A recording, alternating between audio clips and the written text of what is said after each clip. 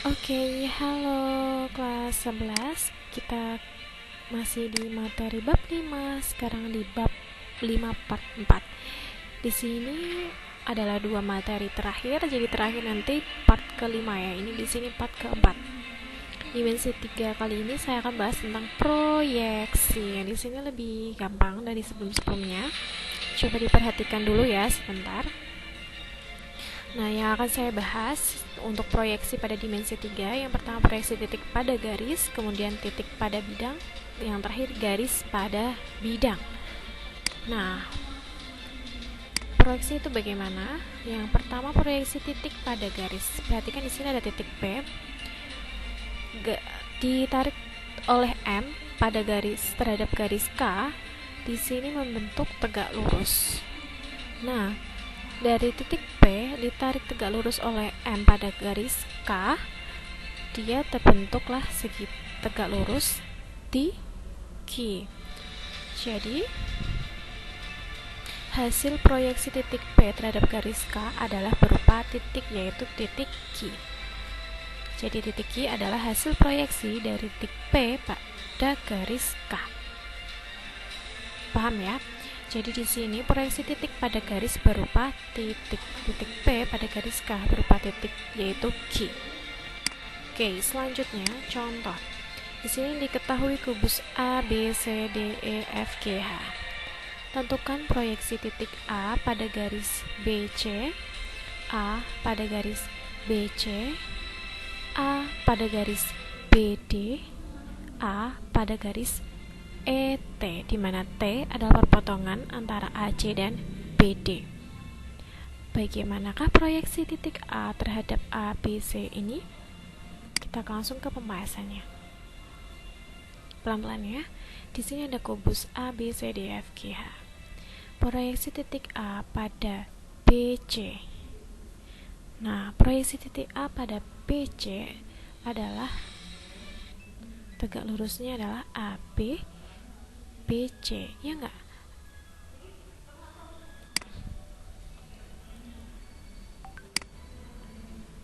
Sebentar, pelan-pelan.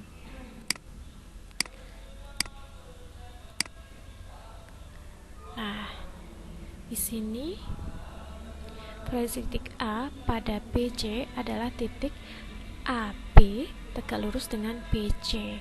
Nah, AB terhadap BC, dia proyeksinya berada di titik B, betul.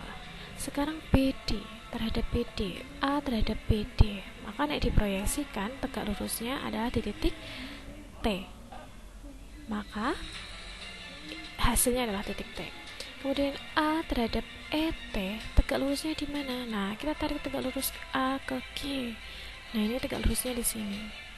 Maka di sini kita beri nama yaitu A aksen. Titik A aksen. Maka proyeksi titik A aksen di sini adalah hasil proyeksi dari titik A terhadap garis ET. Gitu tok. Ya.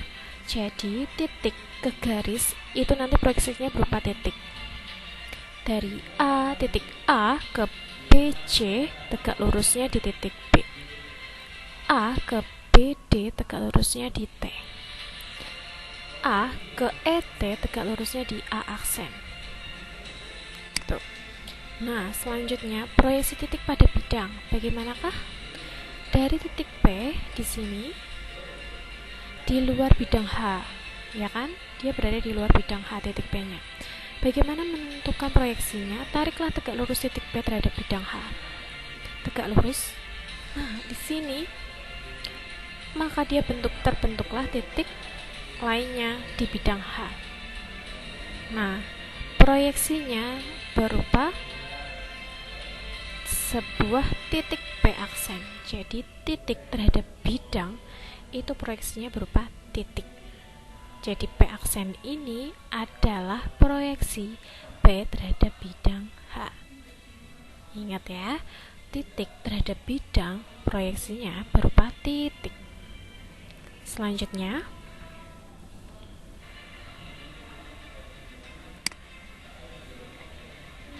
contoh. Di sini terdapat kubus A, B, C, D, E, F, G, H seperti biasa.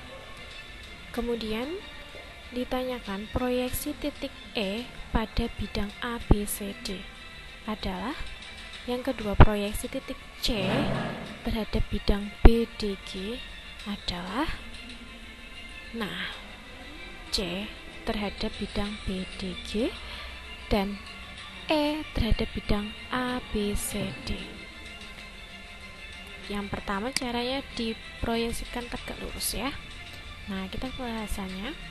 Yang pertama dulu, E ke bidang ABCD, ABCD adalah, nah, di sini tegak lurusnya di EA.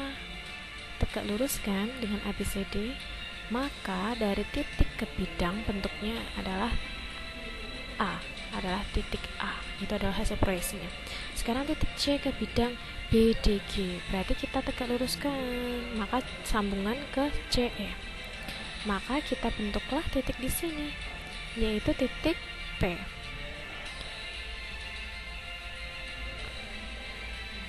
Nah, P di sini adalah hasil proyeksi dari titik C terhadap bidang BDG. Begitu aja. Ya. Pokoknya ditarik, maka tegak lurus itulah hasil proyeksinya. Kalau titik terhadap bidang hasilnya adalah titik. Titik ke garis hasilnya adalah titik, gitu ya. Sekarang proyeksi garis pada bidang. Hasilnya apakah? Kita perhatikan. Di sini ada garis G, kemudian bidang H. Cara proyeksi sebuah garis terhadap bidang, maka kita garis itu kan terbentuk dari suatu kumpulan titik. Nah, dari titik salah satu di garis G ini ditarik tegak lurus terhadap bidang. Nah, di sini misalkan di sini titik A sama titik B. Selanjutnya, nah, tarik tegak lurus lah. Kalau ditarik tegak lurus, nanti jadi A aksen dan B aksen. Nah, tegak lurusnya di sini. Maka hasil proyeksinya dari garis G terhadap bidang maka adalah G aksen. Gitu ya. Jadi, proyeksi garis terhadap bidang bentuknya adalah sebuah garis. Kenapa?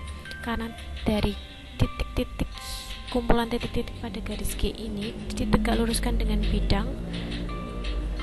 Nah, kalau disambungkan titik-titik ini akan membentuk sebuah garis. Nah, garis inilah yang merupakan proyeksi dari garis G ini.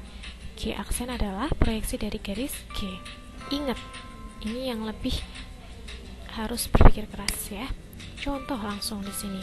Fakta-faktanya dulu ya. Fakta-fakta proyeksi garis pada bidang umumnya berupa garis. Kalau garis H terhadap bidang B itu berupa titik. Garis G sejajar pada bidang B, maka G itu sejajar dengan garis G. Nah, contoh di sini.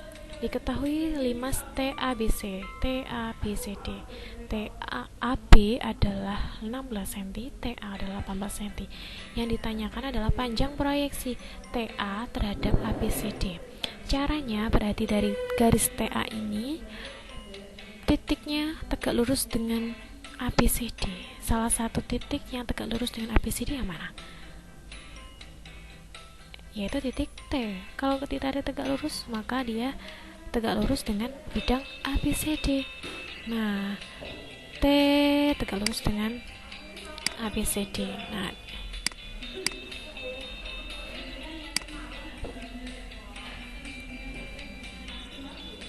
Nah, di sini ada T ke bidang ABCD itu ditarik tegak lurus, kemudian dari sini tegak lurus ini ABCD, tegak lurus ABCD, tegak lurus ABCD, tegak lurus dengan ABCD, maka terbentuklah garis yaitu dari A ke titik tengah ini, A ke T aksen.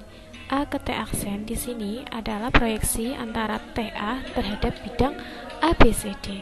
Maka cara AT aksen, panjang dari AT aksen adalah karena AC adalah sisi diagonal, maka dari sini 16, maka AC-nya adalah 16 akar 2. Karena AT aksen setengah dari AC, berarti setengah dari 16 akar 2, yaitu 8 akar 2. Jadi panjang proyeksi TA pada bidang ABCD yaitu 8 akar 2. Begitu. Oke, selesai. Terima kasih dari saya, semoga bermanfaat. Selamat untuk berproses. Kalau belum paham, silakan untuk webri. Terima kasih.